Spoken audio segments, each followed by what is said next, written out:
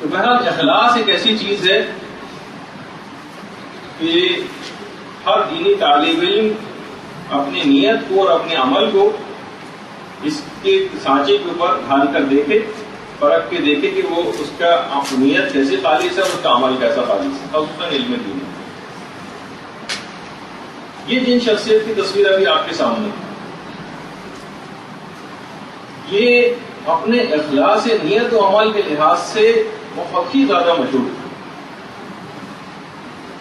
اور حتیٰ کہ کبھی مجلس پڑھنے بھی اگر جاتے تھے تو وہ اس طرح سے مجلس کی نیت کر کے جاتے تھے جس طریقے سے نماز کی نیت کی جاتی ہے۔ کسی بھی طرح سے کوئی بھی دنیاوی کوئی خیال ان کے دل و دماغ میں آتا ہی نہیں، اپنے عمل کو اس حد تک خالص رکھتے تھے۔ اور یہ وہ ہیں کہ جو پاکستان کے مشہور عالم دین اور ذاکر علامہ طالب جوہری کے والد مصطفیٰ جوہر صاحب کے ہیں۔ ان کی شخصیت کا عام طور پر ہم پاکستان سے باہر کے علماء کا اکثر تذکرہ کرتے ہیں، لیکن اخلاص کے اعتبار سے، اپنی نیت کے اعتبار سے مولانا مصطفیٰ جوہر صاحب قبلہ ان کی بھی بڑی خدمات ہیں۔ انشاءاللہ کبھی موقع ملا تو کچھ روشنی اس کے اوپر بھی ان کی سیرت بھی ڈالی جائے گی۔ غلام حسین عسکری صاحب تنظیم المکاتب کی بنیاد رکھی تھی، اس سے پہلے وہ اسی پیٹرن کے اوپر مجالس پڑھا کرتے تھے کہ جس طریقے سے عام ذاکرین پڑھتے تھے، جس میں واہ واہ وغیرہ یہ سب کچھ اس کے اندر بعض اوقات ہوتا ہے نا کہ اس قسم کی نقطہ آفرینیاں پیش کرنا کہ جس سے لوگ واہ واہ کرتے۔ اچانک سے انہوں نے اپنا پورے ٹرینڈ کو بدل دیا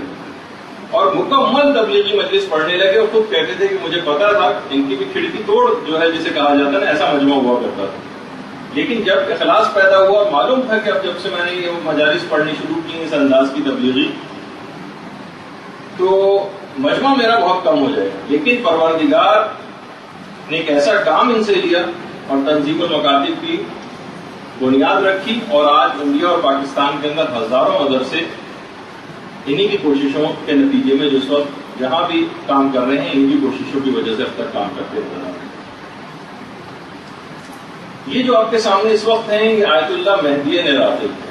آیت اللہ مہدی نراقی وہی ہیں جو ملا احمد نراقی کے والد، ملا احمد نراقی جن کی بہت ہی مشہور کتاب عروج السعادہ ہے، لیکن ان کے والد نے بھی ایک اخلاقیات پہ کتاب لکھی تھی جس کا نام ہے جامع السعادات۔ ان کے والد کی اخلاقیات کے اوپر، علم اخلاقیات کے اوپر ایک بہترین کتاب جو ہے شمار ہوتی ہے، اور تمام اخلاقیات کی کتابیں جو بعد میں لکھی گئیں اس میں ضرور کہیں نہ کہیں جامع السعادات سے کوئی نہ کوئی چیز لی جاتی ہے اور ریفرنسز میں اس کو کوٹ کیا جاتا ہے۔ ملا مہدی نراقی اور ان کی کتاب جامع السعادات ایسی کتاب ہے کہ باقاعدہ بڑے بڑے علماء ان کی اس کتاب کا درس لیتے ہیں۔ انہوں نے جب یہ کتاب لکھی تھی جامع السعادات ملا مہدی نراقی نے، تو انہوں نے اپنی اس کتاب کو اپنے استاد سید مہدی بحرالعلوم کو بھجوایا نجف۔ مہدی بحرالعلوم اس وقت نجف میں، مہدی بحرالعلوم کے پاس کتاب گئی، ذرا ظاہر ہے کہ کوئی انسان کوئی کتاب لکھتا ہے اپنے استاد کے پاس بھجواتا ہے، کسی رسپانس کا انتظار کرتا ہے، کوئی رسپانس ہی نہیں آیا وہاں سے۔ پھر یہ خود نجف گئے ایک دفعہ زیارات کے سفر میں، ملا یہ مہدی نراقی سید مہدی بحرالعلوم سے ملنے کے لیے جب نجف گئے تو ملاقات میں بالکل بے رخی کا اظہار کیا مہدی بحرالعلوم نے، بس سلام کا جواب دیا اور یہ جا کے حاضرین کے ساتھ بیٹھ کے کوئی خاص التفات نہیں کیا، نہ کتاب کے موضوع پر کوئی بات کی۔ یہ اگلی دفعہ پھر گئے، پھر بھی کوئی التفات نہیں کیا، کوئی توجہ نہیں دی، یہ کونے میں جا کر بیٹھے رہے، بعد میں اٹھ کر آ گئے۔ تیسری دفعہ گئے، جب چوتھی دفعہ گئے تو اس کے بعد سید مہدی بحرالعلوم نے کھڑے ہو کر استقبال کیا اور غیر معمولی استقبال کیا، اور کہا کہ آپ کی کتاب انتہائی نفیس اور انتہائی اعلیٰ ہے، بس میں یہ دیکھنا چاہتا تھا کہ آپ اپنی کتاب جو آپ نے لکھی ہے اس کے مندرجات پہ آپ خود کتنے عمل کر رہے ہیں۔ ورنہ آدمی ہوتا ہے نا بعض اوقات کہ آپ وہ سوچتے ہیں بدگمانی اپنے استاد کے لیے آتی ہے، اس کے دل میں دیکھیے میں نے ایک چیز ان کو دی، انہوں نے کوئی لفٹ ہی نہیں کرائی، اپنے علاوہ میں ہو سکتا ہے یہ اپنے کسی کو آگے سمجھتے ہی نہیں ہیں، کسی کے کام کو اپریشیٹ کرنا، تعریف کرنا یہ اس کے اندر شامل ہی نہیں۔ ایسا جو ہے ان کے اخلاص کو چیک کرنے کے لیے اساتذہ کرام اس طرح سے کیا کرتے ہیں۔ اور دیکھیے اخلاص کے ساتھ جب بھی کبھی کوئی موعظہ کیا جائے گا، کوئی نصیحت کی جائے گی، کوئی مجلس پڑھی جائے گی، جیسے کہ آپ میں سے اکثر خواتین نے مجالس پڑھ کے بھی فارغ ہوئی ہیں، جو بھی اخلاص کے ساتھ موعظہ کیا جائے گا وہ دل میں اتر جائے گا۔ پیغمبر اسلام ختم مرتبہ صلی اللہ علیہ وسلم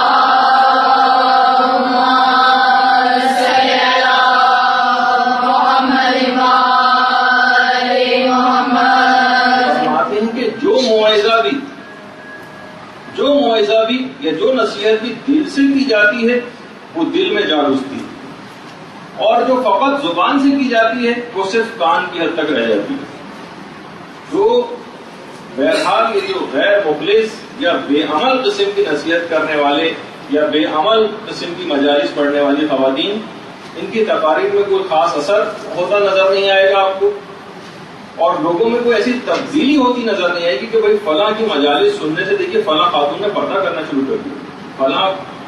خاتون کی مجالس سننے کی وجہ سے ان کی بات میں اتنی اثر تھی، کتنی خواتین نے مثلا غیبتیں کرنی ترک کر دی۔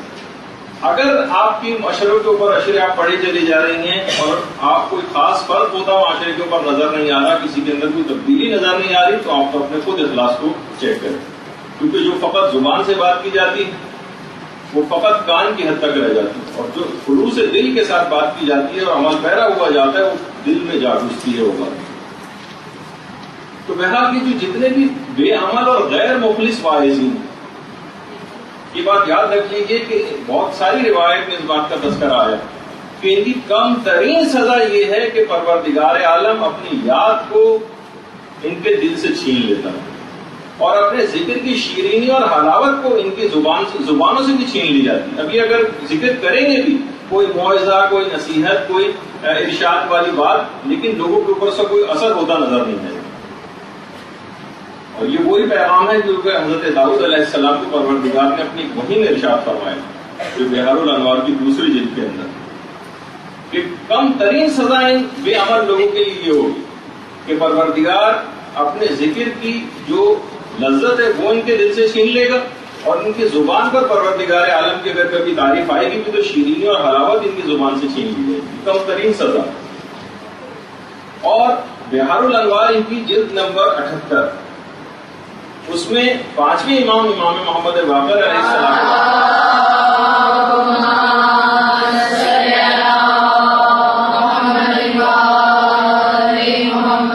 فرماتے ہیں کہ من عمل بما علم علمہ اللہ ما لم یعلم، اگر کوئی اپنے علم کے اوپر عمل کرتا ہے تو پروردگار اسے وہ علم عطا کرتا ہے جو اس سے پہلے جانتا بھی نہیں، جو اس سے پہلے وہ جانتا بھی نہیں۔ یعنی اگر آپ نے جب یہ کہا جاتا ہے، بڑا سونے میں تولے جانے والا جملہ ہے آقا بہجت کا، کہ عرفان یہی ہے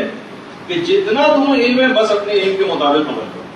تو بہرحال پروردگار عالم اس کو وہ علم عطا کرے گا کہ جو اس سے پہلے وہ جانتا بھی نہیں۔ بس پہلی چیز یہ ہے کہ آپ کو اپنے علم کے مطابق عمل کرنا۔ آیت اللہ حسین گرجر کی، یہ جب سال کا اختتام ہونے والا ہوتا تھا تو اپنے طالب علموں کو کچھ ہدایات دیتے تھے، اور یہ بات کہتے تھے کہ دیکھو عوام جو ہیں وہ اپنے عقائد کی دلیلیں نہیں رکھتے، اصل جتنی عوام ہے آپ کسی سے پوچھیں جا کے عقائد کی دلیلیں کسی کو بھی نہیں پتا ہوں، وہ کہتے ہیں یہ عوام فقط ہمارے عمل کو دیکھتے ہیں، میں اگر باعمل ہوں تو عوام کے عقائد خود بخود مضبوط ہو جائیں گے۔ عوام دلیلیں نہیں رکھتے اپنے عقائد کے لیے، یہ آپ کے عمل کو دیکھیں گی، جو وعظ و نصیحت کرنے جا رہی ہیں خواتین، جو مجالس پڑھنے جا رہی ہیں خواتین، جو مدرسے میں آنے والی خواتین ہیں، لوگ ان کے عمل کو دیکھ کر تقویت حاصل کریں گے۔ اور اگر وہ دیکھیں گے کہ آپ عمل میں کمزور ہیں اور آپ وہ تمام خرابیوں کے اندر مبتلا ہے جس میں عام معاشرہ مبتلا ہے، تو ان کا اعتقاد اپنے مذہب سے کمزور ہوتا چلا جائے گا، وہ اور زیادہ بے عمل قسم کے لوگ بنتے چلے جائیں گے۔ اور یہی وجہ ہے کہ آیت اللہ کاظم یزدی، آیت اللہ کاظم یزدی وہ ہیں جو آپ نے کتاب سنی ہوگی العروۃ الوثقی، اس کو لکھنے والے آیت اللہ کاظم، یہ فرماتے تھے کہ صاحبان علم ایسے کام نہ کریں کہ مرتد لوگوں کے گناہ ان کے نامہ اعمال میں لکھے جائیں۔ مرتد جو ہوتے صاحبان علم ایسے کام نہ کریں کہ مرتد لوگوں کے گناہ ان کے نامہ اعمال میں لکھے جائیں۔ وہ کیسے؟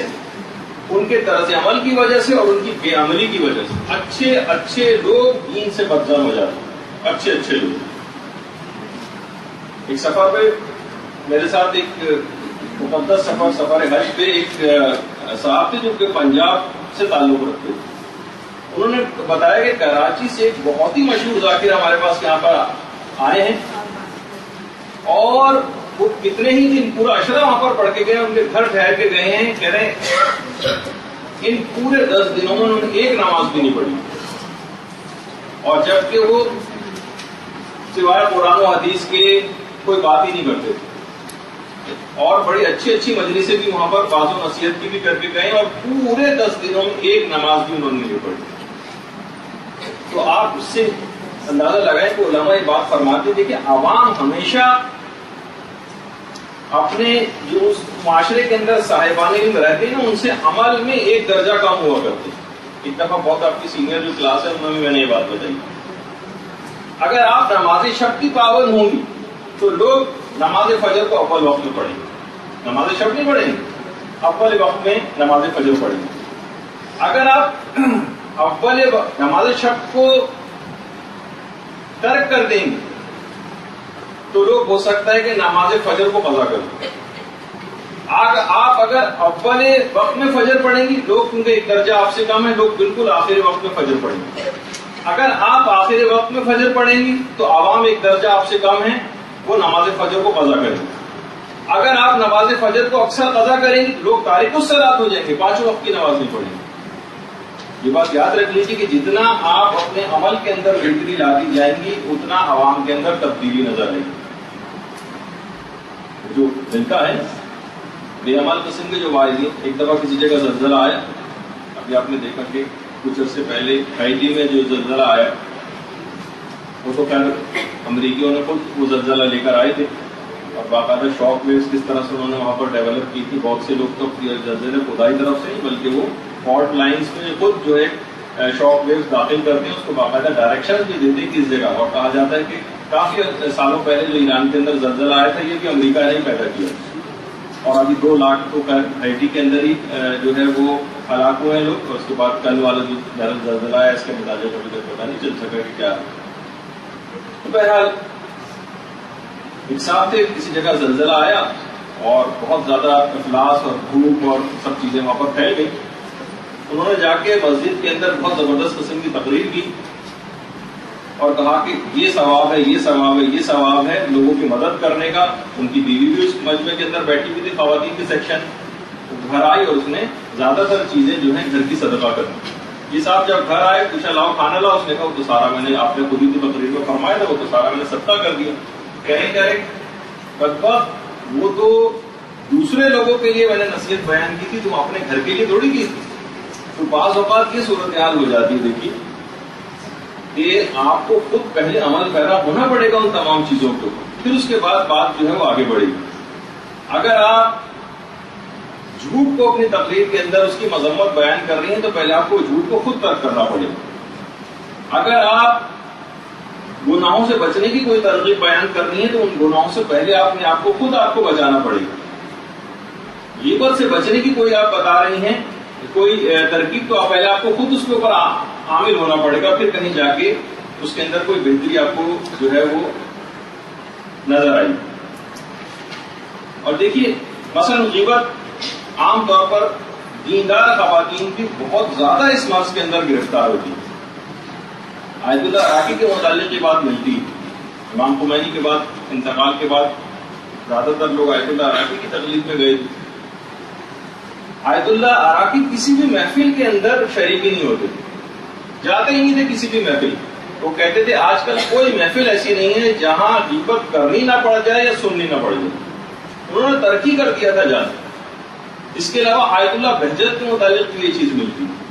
وہ بھی زیادہ محافل کے اندر جایا نہیں کرتے تھے, سوائے ایک عین موقع پر آ کر پہنچتے تھے, کوئی بھی مجلس وغیرہ سنی اور اس کے بعد وہاں سے اٹھ کر چلے گئے. لیکن عام کسی زیادہ لوگوں سے میل جول کی اس طرح سے نہیں رکھتے تھے اور کسی محفل میں بھی نہیں جایا کرتے تھے. وہ کہتے تھے کہ مجھے ڈر ہے کہ کہیں مجھ کو غیبت سننا نہ پڑ جائے. تو بہرحال اور چیز بھی ایک ایسی, اس کے اندر لطف اتنا زیادہ ہے کہ خود آیت اللہ یہ آیت اللہ بہجت فرماتے تھے عذرائے مذاق کہ اگر مجھے کسی ایک گناہ کو کرنے کا اختیار مل جائے تمام گناہوں میں سے تو میں غیبت کا انتخاب کروں گا. بڑا مزہ آتا ہے اس کے اندر غیبت کرنے میں. تو بہرحال چاہے آدمی دیندار ہو کچھ ہو، علماء کہتے ہیں واحد وہ جگہ کہ جہاں پہ ہمیں اجازت ملتی ہے، جیسے آپ کو پہلے جب غیبت کی کلاس ہوتی اس میں بتایا تھا کہ علم الرجال کے اندر خوب غیبتیں کر کے اپنے دل کے ارمان جو ہے پورے کرتے ہیں. تو بہرحال اور آیت اللہ حجت یہ فرماتے ہیں کہ خاص طور پر علماء کی غیبت کرنا، مراجع کی غیبت کرنا، نائبین امام کی اس طرح سے غیبت کرنا، یہ دراصل خود امام زمانہ کی غیبت کرنے کے برابر ہے. اور یہ عمل خدا کی ناراضگی کا سبب بنے گا اور ایک ایسا عذاب نازل ہوگا ان لوگوں کے اوپر کہ آخر ان کی زندگیوں میں اس چیز کا جو ہے وہ مشاہدہ کر سکیں. برحمتك يا أرحم الراحمين وصلى الله على محمد وآله الطاهرين.